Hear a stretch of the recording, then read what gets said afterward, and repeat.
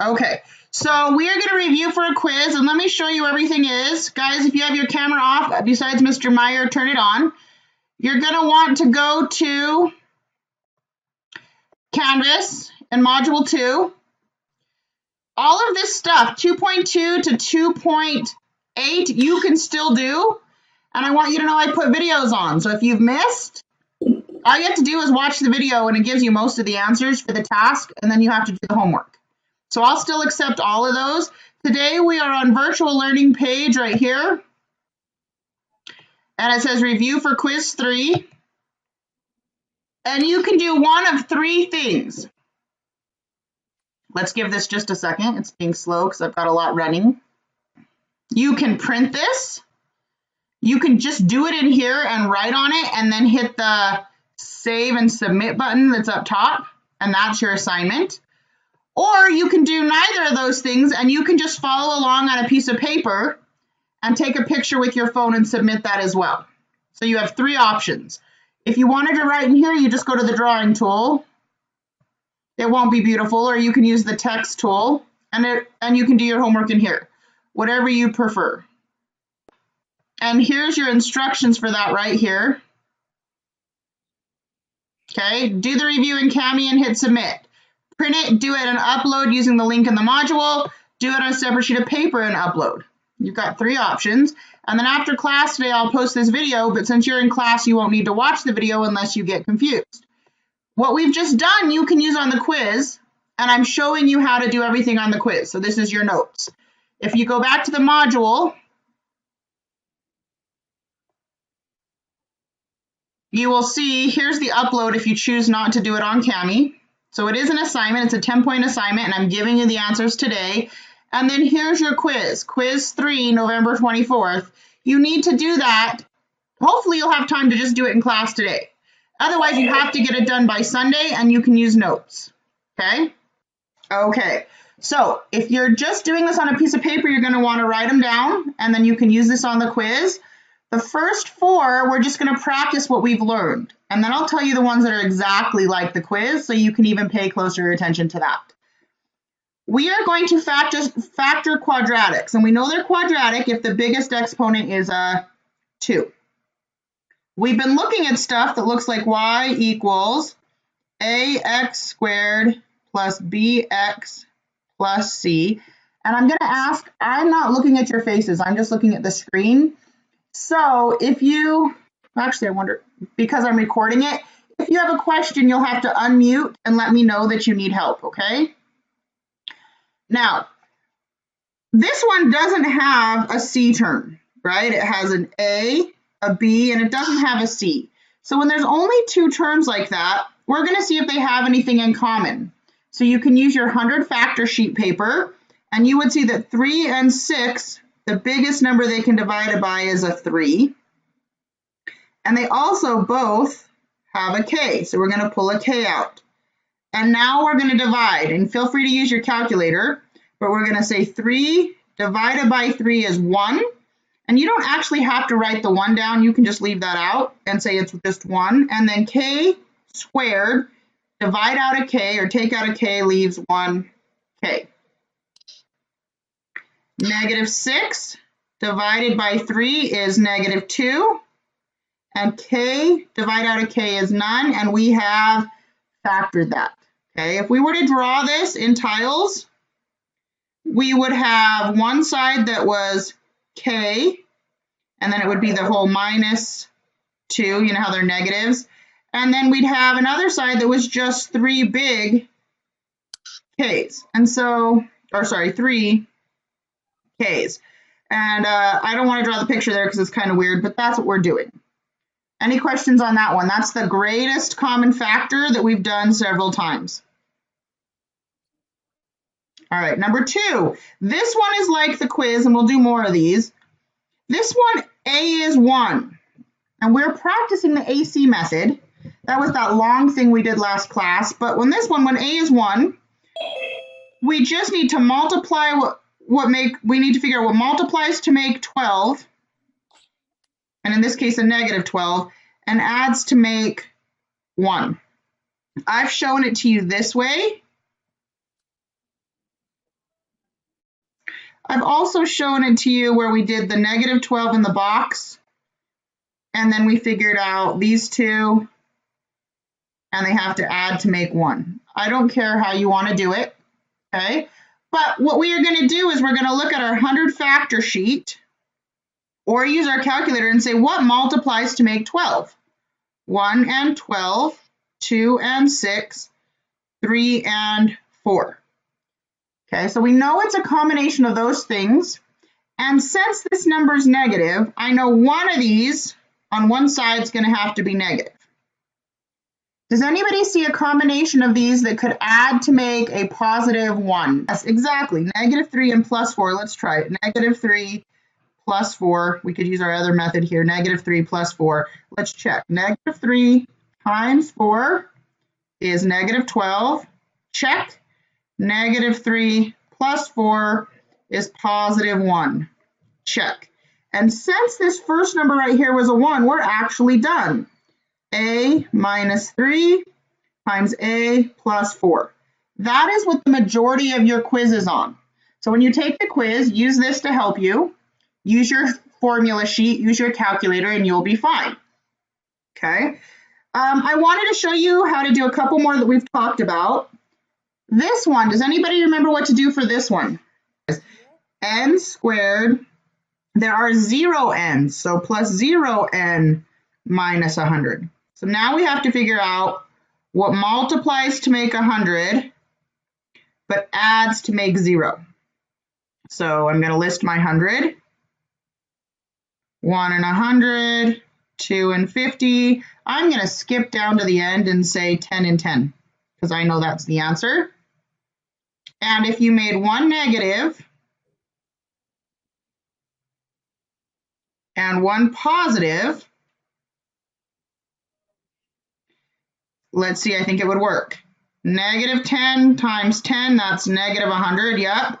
And negative 10 plus 10, that's 0. So my answer is n minus 10 times n plus 10. And again, there's actually a shortcut.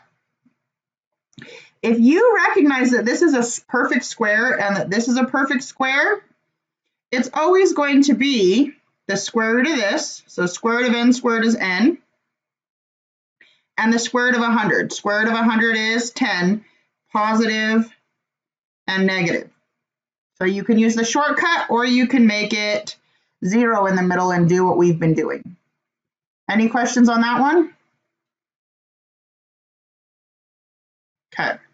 All right. This next one is what we've been doing, and we will not quiz on this today. Okay. And I want to point out, if you were to look up 4, 4, and 120 on a sheet for greatest common factors, you would see that they all have a 4 in common. Now, unfortunately, our sheet doesn't go up to 120. But what you can do is take your calculator. There we go. You'd say, well, is 120 divisible by 4? It is. So the greatest common factor for 4, 4, and 120 is 30, and you can pull it out. And it's basically doing what we did for number 1, but doing it before we start the rest of the problem. So let's think about it. 4 divided by 4 is 1. We're left with an x squared. Negative 4 divided by 4 is negative 1. And negative 120 divided by 4 is negative 30. Again, it'd be great to use your calculator for all of this so you don't mess up the signs. Now, and I hadn't shown you this before, but I thought this was a good place to put it in, we can just look at this part and treat it like what we've been doing, because A is 1. So 1 times negative 30 is negative 30, and we need what multiplies to make negative 30, but adds to make negative 1. And you could go to your little table or use your calculator and say, okay, what makes 30? 1, 30, 2, 15, 5, and 6. And if you think about it, if you did a positive 5 and a negative 6, you'd get negative 1. Let's double check. 5 times negative 6 is negative 30. And honestly, please use your calculator to check. 5 plus negative 6 is negative 1. So we did it. So we still have this 4 sitting outside. But in the inside, we have x plus 5 and x minus 6. And if you think about our story problem with Optimus Quilt Shop, basically we have 4 quilts that have a length of 5 and -6, x plus 5 and x minus 6. So we pulled it out first and made it pretty easy. Any questions on that? So really, you always want to check for a greatest common factor first. But again, we'll work on that some more in a little bit.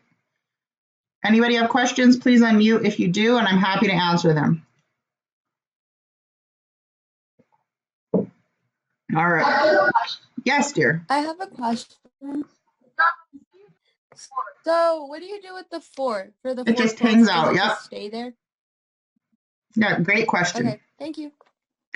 All right. So this one, they don't have anything in common. So this is the one that has the 5 steps. We will not quiz on this today, but I felt like we probably needed to do another review of it. So if you want to write the steps here, number 1, our step was multiply A and C. So A is 5 and C is 3. So 5 times 3 is 15.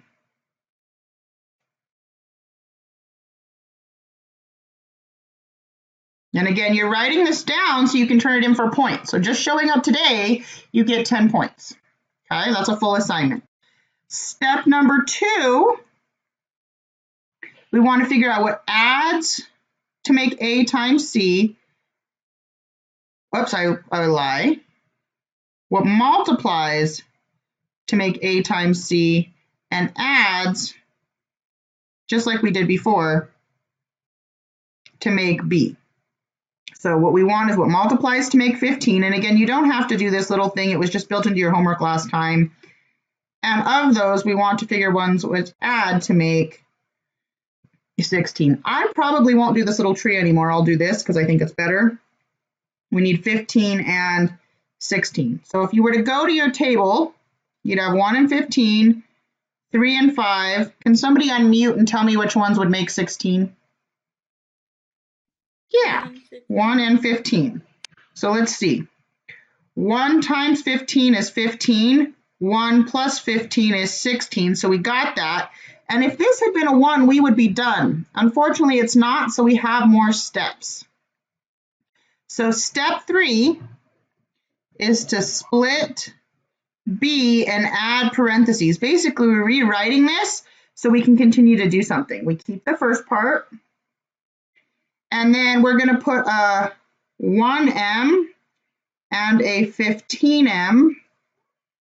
We're splitting up 16 into 1 and 15.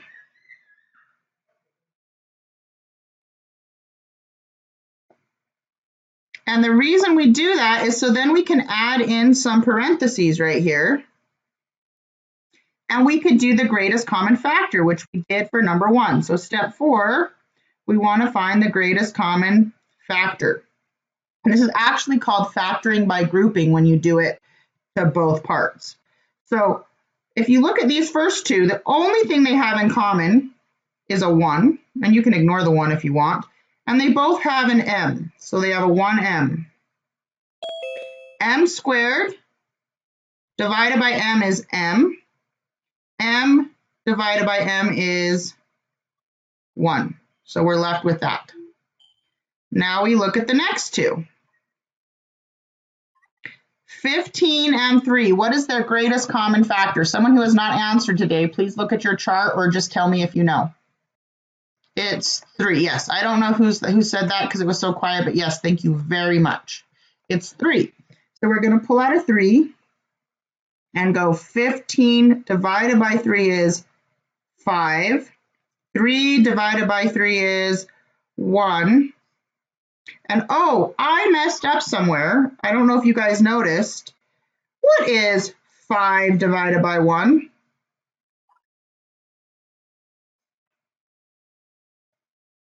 I totally forgot my 5 that goes right here. And the reason I caught that was because if you do this right, this middle part will always match this middle part, because that allows us to do the last step, which is it's doing the greatest common factor again, or what we call it is we put the stuff that's the same first and the leftovers here. So what do we have the same?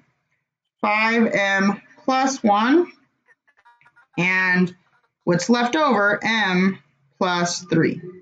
And this was what you needed to work on after last class. You'll probably need lots of practice, so that's why I stuck it right here. Any questions on this?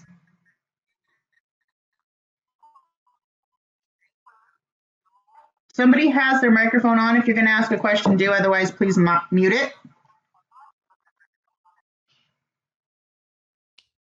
All right, so now that we did that, let's just do 3 that are just like the quiz, because these are the easier ones. Notice this is when A is 1. So we only have to do the first two steps and life is easy. Okay, so I'm going to do the first one. Again, it's A times C, so 1 times 6, which is 6. And then you want what multiplies to make 6, but adds to make 5. You do your little table, 1 and 6, 2 and 3. And how could we add to make 5? Well, if you could make one of them negative, you could use the 1 and 6, but you can't because we need it to multiply to make a negative 6. So we're going to try 2 and 3. Let's check it. 2 times 3 is positive 6. 2 plus 3 is positive 5, and we're good. So we have x plus 2 times x plus 3. I'd like to give you guys just 2 minutes or so to try to do 7 and 8, and then if you have a question, ask me in the chat so I can help you one-on-one. I'm going to do this quickly and see how you guys did, and then you can ask me questions. So for number 7, we want what multiplies to make 9,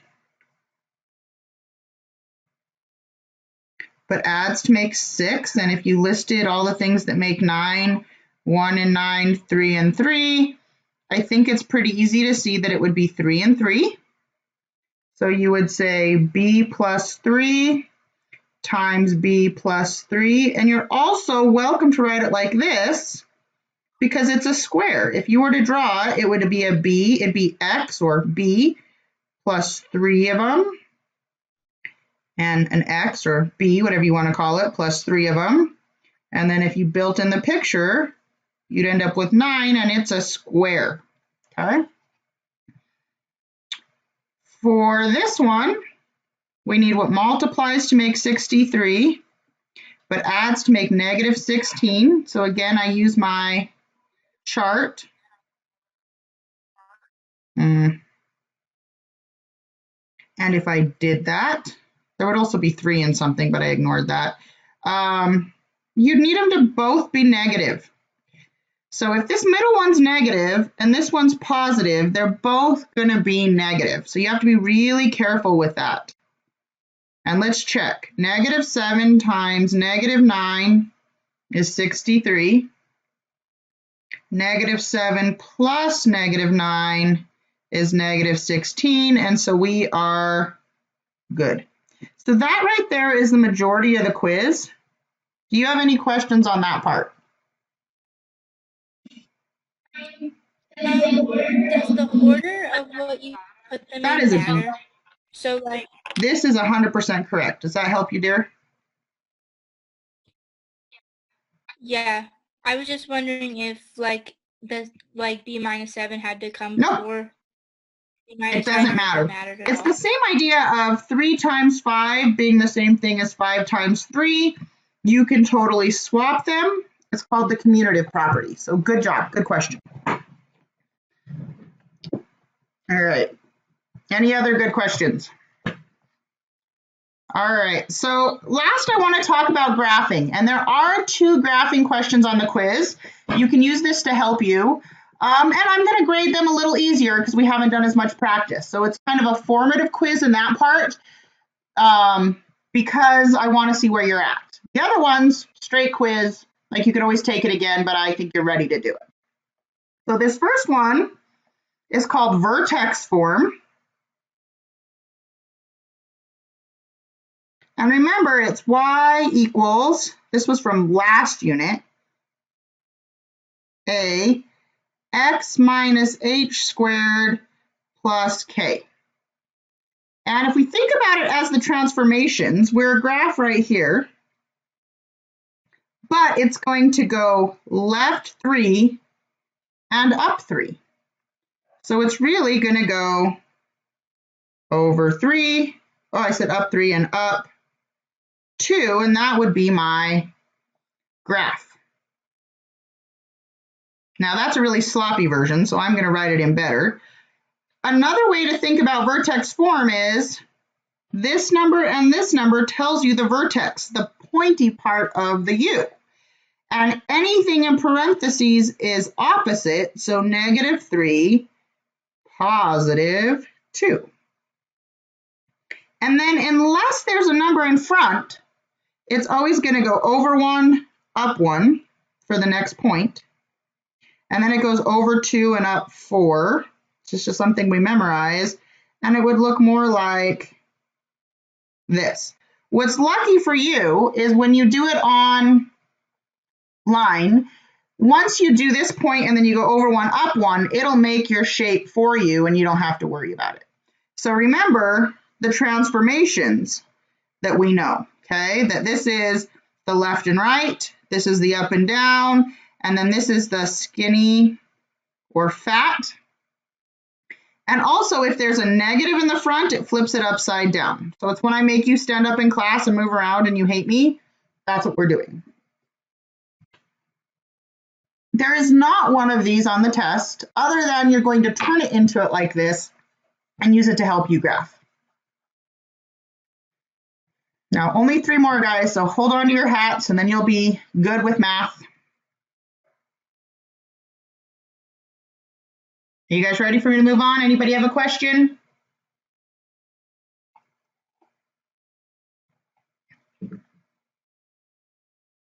All right, I'm going to do 10 since nobody stopped me.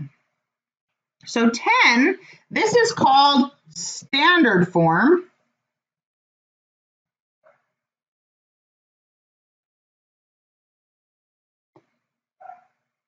Oh, goodness gracious. And that's that ax squared plus bx plus c. And I haven't really shown you how to graph from this form, other than we know that this is always the y-intercept. We've talked about that. And this negative means it's flipped upside down. So we actually are going to factor this. And I am going to tell you, because I'm not actually going to give it to you in standard form, that it would factor to look like this.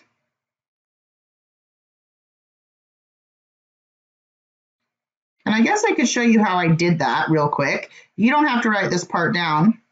But what I did was I said, hey, they all have a negative in common. So I pulled out a negative. And then I said, what multiplies to make 15, but adds to make 8, and realized it was 3 and 5. So that is how I got this version, which is called intercept form. And we're going to talk about this form more next time, but it is on the quiz because you've done enough that you'd probably be okay. And I just kind of want to see where you're at. And then if you guys all struggle with it, it'll just become extra credit. So really the quiz, this will be your first graphing problem. We'll be given something like this. You won't have to transform it. It'll just start right here.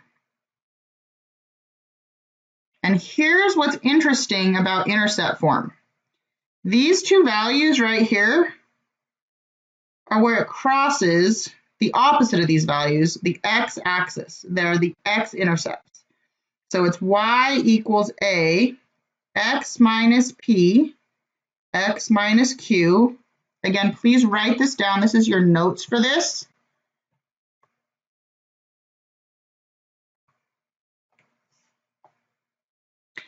And your x-intercepts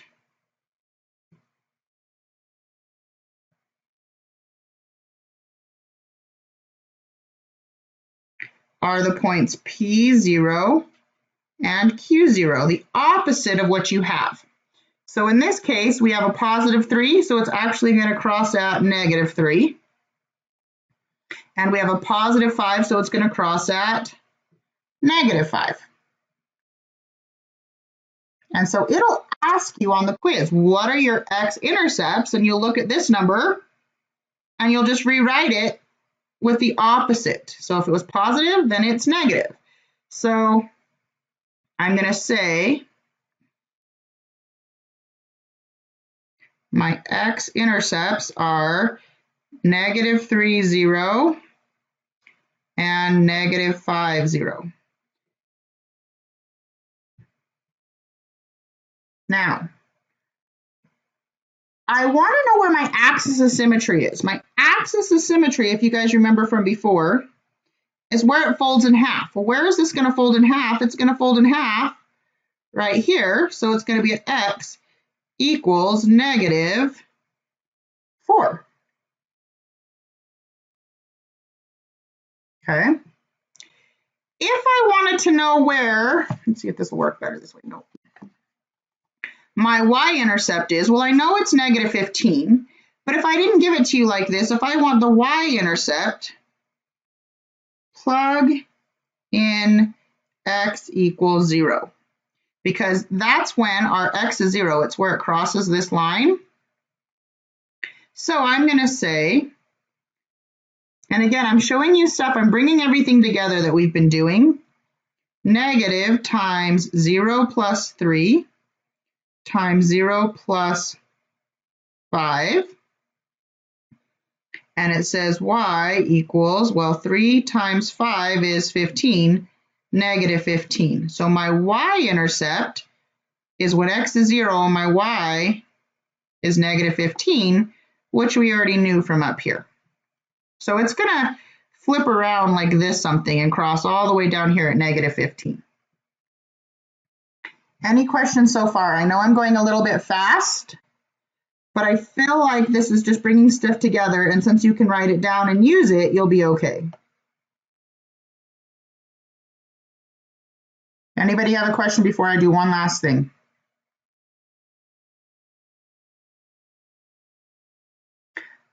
All right, so now we want to know where the vertex is, and I know the vertex is going to be on this line right here, right?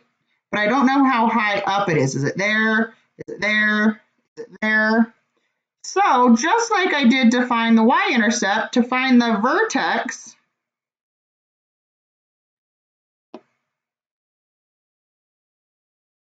I'm going to plug in the x that's in the middle, the x from the axis of symmetry.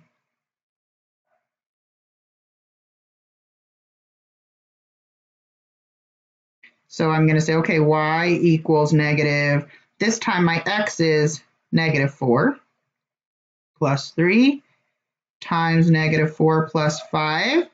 And I'm going to plug that right into my calculator just like that. Of course, you can do it by hand. But for those of you that struggle with the integers, negative. It has a lag. One moment, please.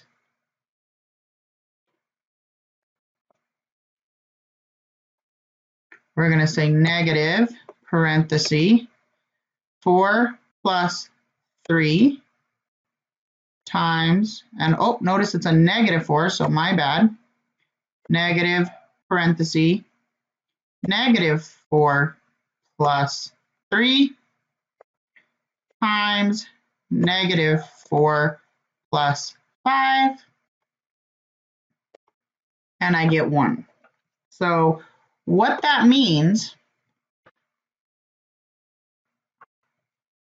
is then my vertex is at the number -4, 1. Because remember, this is your x and this is your y. This is what goes in the machine and this is what came out. So it's really going to be at -4, 1. That's how high it is. And so now I have my picture. That's a lot, but it's putting together everything we've done for both units. Okay, so any questions on that before I move to the last couple?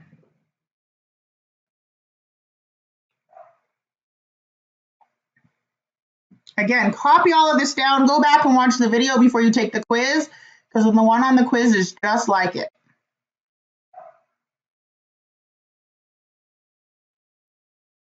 Any questions? You guys good? Okay, I'm going to do the last two. So this next one, it's in standard form, and it wants us to graph it. So we could factor it and put it in intercept form, or we could complete the square. And in this case, we're going to do both. You probably don't need to do both for the quiz, because when it automatically graphs for you, it'll cross where it wants. But here we're going to do both. So let's start by factoring.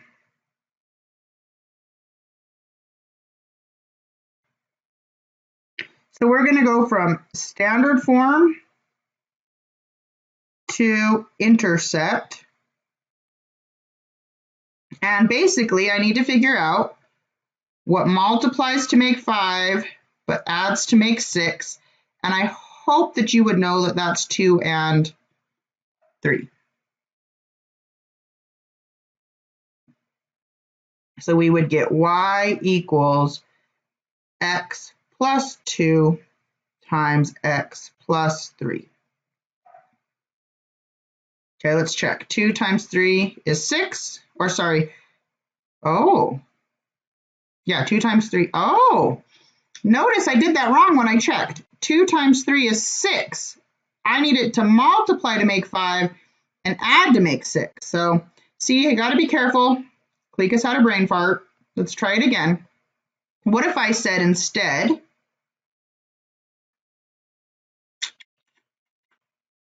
one and 5? Let's try that. That's what I get for skipping making my little table and really thinking about it. 1 times 5 is 5. Oh, there we go. And 1 plus 5 is 6. So we're good.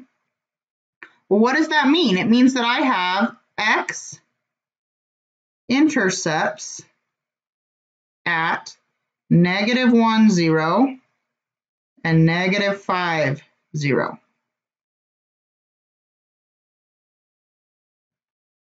And I know my vertex is going to be along this axis of symmetry of -3, wherever it folds in half. Okay, so if I wanted, I could plug -3 in here and figure it out. I also know that it's going to open up since this number is positive. But I wanted to practice completing the square with you, because honestly, completing the square, if you don't need the x-intercepts, if you don't have to know where it crosses right here, is easier. So we're going to do a completing the square on 11 and a completing the square on 12, and then you will be all done, and you can use this to take the quiz. So if we're going to complete the square, this is a great review of what we did before for a really long time. We're going to go back to the original and say x squared plus 6x, and remember we add a space plus 5. So you can use any notes you want. So remember, step number 1 is add a space. Step number 2 is half the middle number, so half of 6 squared. 3 squared is 9, and we add it and subtract it to both spots. This is what we practiced on whiteboards. We did the quiz on. We did this over and over again. All right. The next step was to figure out how this writes as a length times width, or as factors. And we always know it's x plus 3 squared. And I'm going to stop. I think my brain is broken, and I want somebody to tell me what I just did wrong in the pink writing. Yeah, it's always this number goes here and here, and this number goes here. Thank you. Plus 9 minus 9. Okay, and that's because, right, if we were to write this as a picture again, you don't need to. It's x plus 3 times x plus 3 squared turned into a square, and then the 9 pieces go in the corner. So thank you very much. And then this part right here, 5 minus 9 is negative 4. So we have written this in vertex form, and it's going to make it really easy for us to graph. We know the center is at negative 3, negative 4, the opposite of what's in parentheses, and down 4. Again, you need to have this written down. I'm going to go up and look at the graph, but you can always go back and watch the video in a minute and make sure you have it. So we know it's going to be at negative 3. We already knew that because that's the middle of those 2 points, but it's negative 3 down 4, and there's our graph. So I want to point out this one is just like the quiz, and this is the one that I just want to see how you can do. This one right here, starting from right here, is also just like the quiz, okay? And then these easy ones right here are like the quiz. So let me show you how to do this one. All right, first off, we have 2 quilts instead of 1. So if this number is not 1, you always have to divide to get rid of it. So we're going to divide everything by 2. And we practice this a lot. And we have y equals 2 times x squared plus 8x plus 18. So basically, we're looking at this. This is what it looks like when it's 1 quilt, but really we have 2. Now remember, we're completing the square. Our goal is to get it from standard form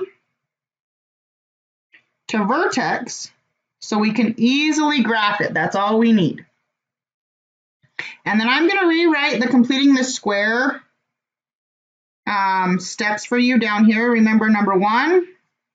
So we want to get a equals 1 by dividing, which is what we just did. Number 2, add a space, right? So we have x squared plus 8x plus space plus 18. Number 3, we want half the middle number and square it, and we want to add it and subtract it. So half of 8 is 4. 4 squared is 16, so we add 16 and subtract 16. And last but not least, step 4, we're going to rewrite it as a perfect square and plus this part. So let's see. This part right here becomes x plus 4. It's always half the middle number. And again, we've done this a lot. This is all review. And then negative 18 minus 16 is plus 2. So now we have it in vertex form. Does somebody want to tell me what my vertex is, or how much it moved left and right and how much it moved up and down? Oh, wait, what did I forget? Somebody tell me what I forgot. Keith, what did I forget? I don't know. What did I divide by? Yeah, there were 2 quilts. This is 1 quilt. So we have to do this, and then we have to sidestep, multiply back what we divided by. So really it is y equals 2 times x plus 4 squared, and then 2 times 2 is 4. Okay, so this is our vertex form. Because there was a 2 here, we have to put it back. And Miss Green, who's my co-teacher for the other class as well, just like Mr. Meyer, she was saying that's the part everybody's going to forget. And she's right, because guess what? I forgot it. Okay, so we just changed this one, or I guess we could say this one, into y equals 2 x plus 4 squared plus 4. Now, let's think. That's going to mean it goes left 4 and up 4, so it's going to have a vertex at negative 4, 4, negative 4, 4. And then what does this 2 do? Does anybody want to tell me what that 2 does? Yeah, so instead of going over 1, up 1, we're going to go over 1, up 2. So it's a little skinnier. Okay. It froze. I don't know why it froze. Let's see if we can get it to unfreeze. Well, pretend that it's all drawn in. It just finally froze. It gave up the ghost. I do want to show you that you could check yourself right here. And then we'll be done. I am fine with you checking yourself, okay? You should still do all of this work, but you're fine to check yourself. If you go to y equals and type in the original equation, okay, we lost my error server, but that's okay. We've got 2x squared plus 16x plus 36, okay? And I'm going to make sure you hit zoom standard. It should already be set. Mine had weird stuff in it from another class. Ignore those dots. That's from another class. Oh, look, it's over 4, up 4, and it's skinny. So you can see. You can actually hit second table and see the points. So you do need to take this quiz right here, quiz 3. And again, it's using these notes, and then you need to either upload what you just did right here, take a picture of it, or you can write it into the Cami in here. And that is your assignment for the whole week.